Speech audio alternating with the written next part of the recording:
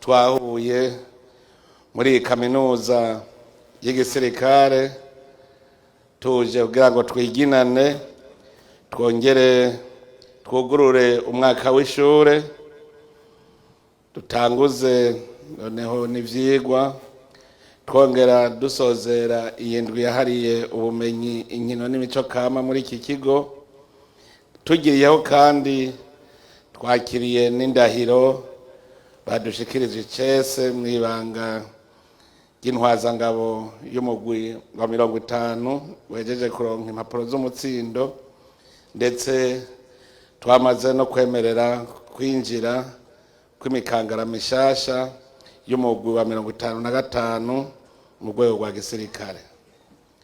Turashimiye rero mwebwe mwese mwitavye ibi bikorwa, dushimira uwo wese yagize ico akora kugira ngo tube turi muri ibi birori bibereye ijisho kandi vy'ingirakamaro ku gihugu cacu. Turashimiye kandi n'iyi mikangara yahisemwo igikorwa kitoroshe, igikorwa cyo kwitangira igihugu kurusha abandi. Turakeje cyane abinjiye bashasha n'abahejeje gushikiriza indahiro binjiye icese mu rwego rw'intwazangabo mu gisirikare cy'u Burundi. Turahimbagwa no kubona urwaruka rwacu ruguma ruhurumbira igisata cyo kwivuna basi no gukingira amahoro n'umutekano w'igihugu. Iki ni kimenyetso kitabesha cerekana ko urwaruka rwacu rukunda igihugu gushika naho rwumva ko rushobora no kucihebera. Ivyo twebwe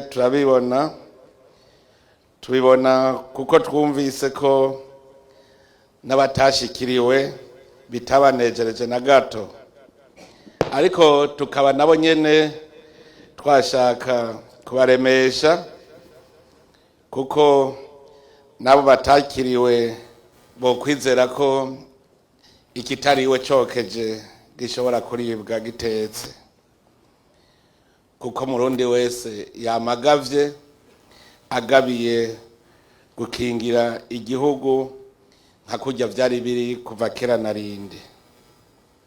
Kera umugabo wese yabazi yuko ari intwaramuheto, yabazi ko ari ingabo y'igihugu. Mwanyakubahwa mwese batumire bahire, umunsi nk'ubu uduha akaryo ko kurimbura intambwe yatewe mu gutunganya ibikorwa vyari ku rutonde rw'ivyatekanwa kurangurwa. Intambwe iri shure rigezeko, imigambi yaranguwe, ingorane zagiye ziritambika mu nzira zikabuza gushika ku mahangiro ishure ryari ryiyemeje, ingene ingorane zatorewe umuti cyari ziriko zarondererwa inyishu mu ntumbero yo gutuma rigumana iteka ryo kuba iyo ry'ubumenyi mu vyigwa vya gisirikare n'ivy'ubuhinga n'akarangamutima hamwe n'imigambi yakazoza vyipfuza gushikako. Ni vyiza ko ku mwaka umuntu abona bishasha. Mbere igihe nariko ninjira ngaha nabonye umugambi uri harya hirya, ubwo nyene naciye mvuga nti hariho bishasha vyerekana ko turiko turatera intambwe. None ndabakeje ko mutaguma muri hahandi nk'akabande. Nta nkeka yuko intambwe yatewe nubwo ingorane zitabura, ariko umuntu wishaka yama yipfuza gutera intambwe kuruta akihatira kujana n'ibihe kandi agahimbarwa n'ibikorwa biranguwe neza. Ico twebwe tubasaba no kuzana irindi buye kugira ngo mubandanye mwubaka mwisunze ibihe tugezemwo, kugira ngo iri shure ribe koko icirore gishobora kwirabibwamwo n'ibindi bihugu vyaba ivyo hafi yacu canke vya kure. Iri shure turipfuza neza ko ryoguma ari akarorero mu mashuri ya gisirikare ari muri kano karere ka Afurika y'ubuseruko mu bijanye n'inyigisho, gutyo ryame rihurumbirwa n'amakungu. Mwebwe Mikangara murangije amashuri uno munsi, ubwa mbere tubanje kubakeza ku rugero mugezeko. Tubipfurije kubandanya mutera imbere mu bumenyi, kuko umuntu ntaheza kwiga. Uno munsi murinjiye ku rundi rugero rw'ubuzima, aho mugiye gushira mu ngiro ivyo mwize mu kubaka igihugu cacu. None rero turabahaye ikaze mu bikorwa, kuko ntimuje kwicara. Namwe bashasha mwinjiye, turabipfurije ibihe vyiza n'urugendo rwiza mutanguye muri kaminuza. Muze mwige muzirikana ko ubumenyi bwiza bujana n'inyifato ibereye, umuntu w'ubuntu, umuntu akunda ibikorwa no kwitangira igihugu. Tubasaba kuba akarorero keza mu rundi rwaruka ruri inyuma yanyu, cyane cyane muri discipline ariyo yamye iranga intwaramiheto z'igihugu cacu, izibe uruhererekane uko imyaka izoza irakurikirana. Muri iyi ndwi yari yahariwe ubumenyi, inkino n'imico kama, yaduhaye akaryo ko kwerekana ko iterambere ridashingiye ku bumenyi bwo mu ishure gusa, ariko kandi ko rishingiye ku gutsimbataza impano, kubungabunga amagara meza biciye mu nkino, no gukingira akaranga kacu biciye mu mico kama. Gashasha mwaronkeye muri iyi ndwi, tubipfurije ko babera impamba izobashikana mu bigero bikwiye. Nagomba asubire kwibutsa yuko ingabo z'i Burundi zamye ari serukarukambye kuva kera na rindi, ntizigeze zigwana igihinagongo kuva muri kahise k'igihugu cacu. Uru Burundi bwacu ubusomborokeje ingabo yamye yibonerako, mbere ababibonye abamaze guhura nazo barabizi. Nagira ndamenyeshe yuko abarundi bose bakenguruka bagashimira ingabo z'u Burundi.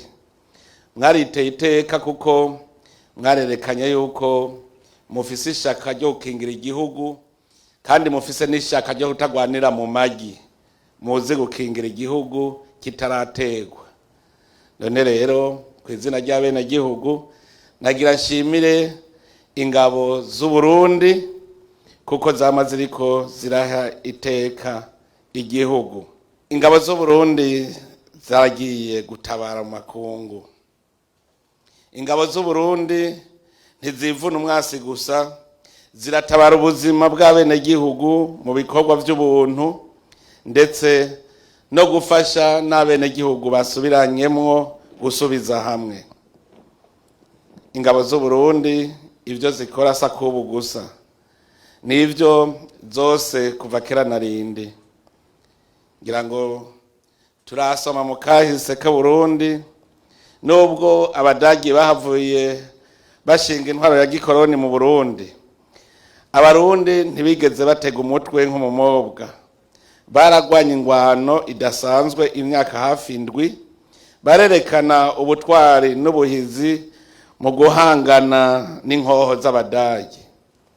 Murazi yuko no kugira ngo badutware barinze kugira ibiganiro, arivyo vyashitse ku masezerano ya Kiganda. Umwami aguma ari umwami w'u Burundi, abadagi nabo batwara ibijanye n'intwaro. Birakenewe ko abakiri bato n'abandi kumbure batazi amateka y'abami n'ingabo zabo bagira ubutwari budasanzwe, tuza turabayagira ku vyaranze ba sokuru. Nk'umwami Mutaga Senyamwiza n'ingabo ziwe zitwa Ibenga Ntarindwa, yarateye keshi igihugu kibanyi ca mu buraruko ubutwari bw'abatezi b'umwami ntare rugamba rudatsindwa yaguye igihugu mu ngwano yagwanye impande zose. Hariho ubutwari n'ubuhizi bw'abadasigana b'umwami Mwezi Gisabo mu gusubiza inyuma Rumariza no kugwanya abakoroni n'abadagi. Ndetse mu ngabo z'u Burundi niho hatanguye kwibonekeza intwari ya mbere yiguze umwami, intwari Bihome, aho yabonye yuko hako umwami agandagurwa ari we yopfa bwa mbere, aremera arigura igihugu, arigura n'umwami. Birakenewe rero ko turamenya ayo mateka, kuko murumva yuko abakera badusigira iragi rikomeye ryo kudatsindwa. Ivyo navyo bikatubera akarorero. Ubutwari bwabo butwigisha ko igihugu gikomera kikaba igihangange iyo abana baco bagikunda bakagikorera kandi bakemera ko citangira. Nta nkeka rero ko n'abandi babibona ko ingabo z'u Burundi zagumanye ubwo butwari, kuko niyo zija gufasha kugarukana amahoro ziratuza umwasi yananiye ibindi bihugu, zigahasiga izina ryiza kubera imigenzo myiza iziranga no kwitanga zitiziganya mu bikorwa zijejwe. Gushika uno munsi ingabo z'u Burundi zirubashwe aho zirangura ibikorwa hose, aho benshi bavuga bati hajya atari ingabo z'u Burundi nta wundi yohashobora. Muribuka ko mu minsi iheze igikorwa cacu muri Somalia cari caheze, ariko kubera ubutwari batuzi ko vyabaye ngombwa ko amakungu adusaba ko twobandanya dufasha muri ico gikorwa gisaba ubutwari no kwitanga bidasanzwe. Eka no mu bindi bihugu ingabo zacu zagiye gufashamwo nka Central Africa canke aho hakurya Kongo bari kugura ingabo zacu. Ingabo zacu rero abazibonye barazizi. Nico gituma imikangara mwese muri ngaha ubu nakanya ko kubibutsa ko muza ku bushake bwanyu, muza muje kuba intwari z'igihugu. Urinze uza rero muri kaminuza kugira ngo witegurire kuba intwazangabo, bisaba kwitegurira iryo banga ku mutima ubwa mbere no mu kwerekana ubukerebutsi n'ubwira mu bikorwa, kugira ngo bizofashe kurongora abandi no gufata ingingo igihe kigeze, kuko intwazangabo bama bayifata gufata ingingo, ico twita decision rapide. Nico gituma intwazangabo yama yarikanuye iminsi yose ikabizi ibishobora gushika n'ingene ashobora kuvyifatamwo. Mu vyirwa muroswa birabungura ubumenyi butandukanye, mukaronkera ingeso nziza, urukundo hagati y'abasangiye urugendo, umutima wo gukunda igihugu n'ibindi. Ivyo nivyo bizobafasha gushikana ikivi mwiyemeje. Icivugo ciza cuno mwaka mwahisemwo kivuga kiti iskam, ihangiro ryo kuramura intwazangabo mu ntwaramiheto zifise ubushobozi n'ubumenyi vyo gukingira igihugu. Iki civugo ku bwanje numva cikwije, kuko intwazangabo nizo zifata iya mbere mu kugwanira igihugu kanatsinda. N'abakurambere barayamaze bati ingabo zitagira umutware bazita impehesa. Kwiga muri kaminuza no kwimenyereza kuba nk'intare, ikimenyetso twasigiwe n'umwami wa mbere w'u Burundi, kuba intare. Intare y'ingabo ntija guhiga, ikingira akarere n'umuryango. Nico gituma kuza ngaha utabuje kurondera ikizogutunga mu buzima, ubuje kwimenyereza kwihebera abandi, ugatanga ikizimvye kuri wewe ari bwo buzima. Aha rero ntimwaje kuba bacangero. Bacangera ikibaranga no kugira yegere ngo ahembwe menshi. Intambwe ni serugo. igira amahoro ibonye abana bose batekanye.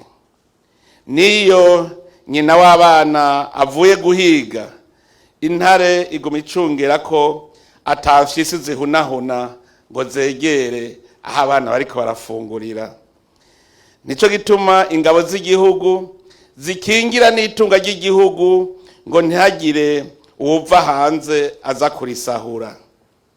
Intare ntigira amahamne n'udukoko duto duto, ahubwo ibona ko ari yifisi inyishu y'ibibazo vyose vy'ibikoko vyo mw'ishamba.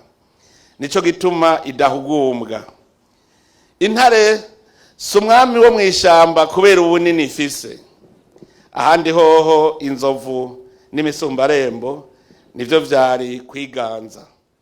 Si kandi umwami kubera inkomezi nyinshi ifise. Ahandi hoho imbogo yo kwiganza ishamba. Intare ni umwami kubera inyifato yayo, irumva ko ari inyishu muri vyose. Mubitegere neza, intare ntiri umwami w'ishamba kubera ubunini canke kubera ubukomezi, ni kubera inyifato yayo. Intare kandi ntirya icitihigiye kandi ntirya ivyaraye. Nico gituma yama inonokewe kuko irironderera bishasha. Mwebwe rero intwazangabo z'u Burundi n'abakuru b'intare, ni mwebwe muri ba serugo. Inyifato yanyu niyo ibaha icubahiro. Ntimuze buvuge rero ngo nuko ngo mufise ngo agahugu gatoyi ngo muce mwibaza yuko mudakomeye. Igikomeye ni inyifato.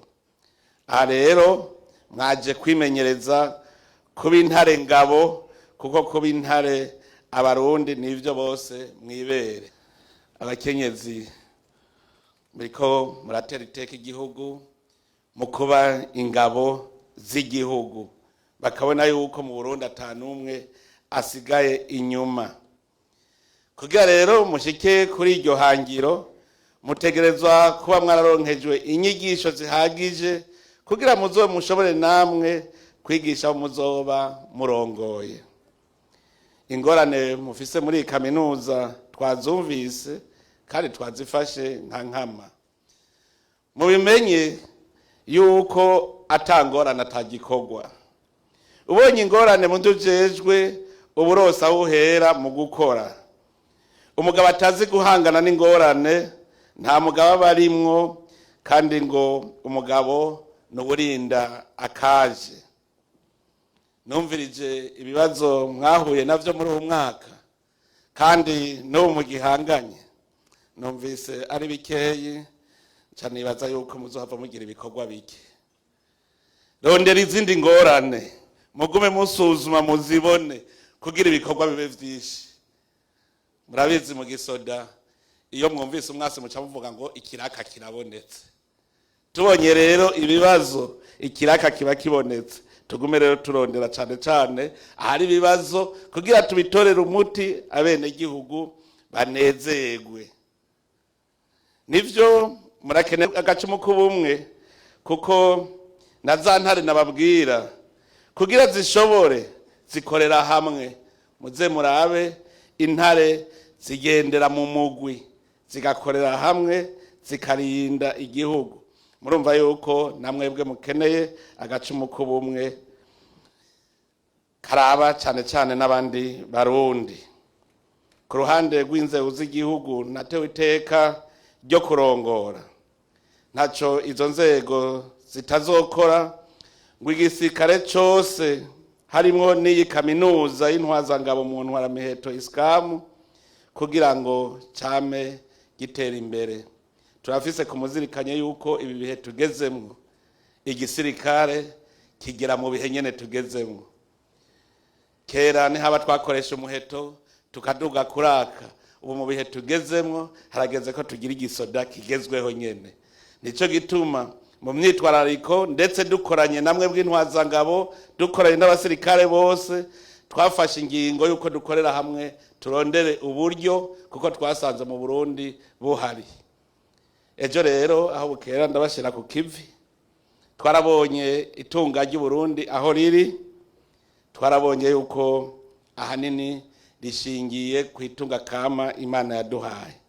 None rero tumaze iminsi tubijenama n'umukuru w'urwego wo kwivuna basi, ndetse narabonye ko mwamaze gutangura iki gisata cy'ubutare, naho nabanje gushira imbere urwaruka. Igisirikare cy'u Burundi shaka ko arico gifata iya mbere gushikaho kizovuga kiti twebwe rero twatumye Burundi kibe igihugu giteye imbere. Ibikoresho tuzokoresha tuzobikura mu byo twirondereye. None rero muve hasi, kuko abari baranyegeje iryo tunga kama narumvise ko batagwe gusharika, kuko ariko ingabo mwaramaze gutangura kwimenyereza muri uwo mugambi. Rero uyu munsi utubere uwo kuzirikana ko igihugu cyacu gikeneye urwaruka rufise umutima wo kugikorera, gukingira umwasi no giteza imbere. Ugukunda igihugu niwo muheto wa mbere intwaramiheto yose itegerezwa kwambara. Umuntu ashobora kwiga vyinshi akagira ubumenyi bwinshi, ariko adafise umutima wo gukunda igihugu, ivyo vyose bimupfako ubusa. Ikindi kintu mukwiye kumenya, ugukunda igihugu si amajambo gusa, n'ibikorwa, kubaha amategeko, gukorana umwete no gushigikira imigambi y'igihugu. Twarabimenyesheje yuko ugukunda igihugu si ururirimbo, bibonekera mu ngiro. Ukunda igihugu uragishariza. Ukunda igihugu ntiwemera ko kiba igihugu c'umwanda. Ukunda igihugu ukunda umwene igihugu wacu, ukabona ko ari umuvukanyi. Ukunda igihugu urakunda amategeko yacu. None tubipfuriza rero kuba intwaramiheto ziharanira amahoro, iterambere n'ubutungane kuri bose. Uno munsi w'akanyamuneza, kuko turiko twigina umwimbu. Nico gituma nagomba guhereza ngaha amajambo nsozera nongera gukengurukira ubutumire mwaduhaye bwo kuza guhagararira bino birori.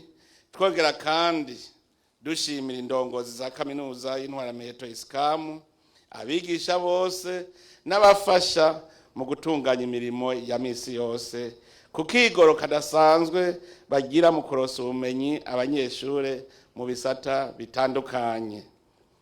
Ni kuri ayo majambo mbere dusozerereye ko dutangaza icese ko twuguruye umwaka w'ivyigwa w'ibihumbi 2025 ushira ibihumbi 2026 muri kaminuza y'intwaramiheto ISCAM. Ni harambe urwego rwo kwivuna basi mu Burundi, ni harambe kaminuza y'intwaramiheto ISCAM. Imana ihezagire Uburundi n'abarundi.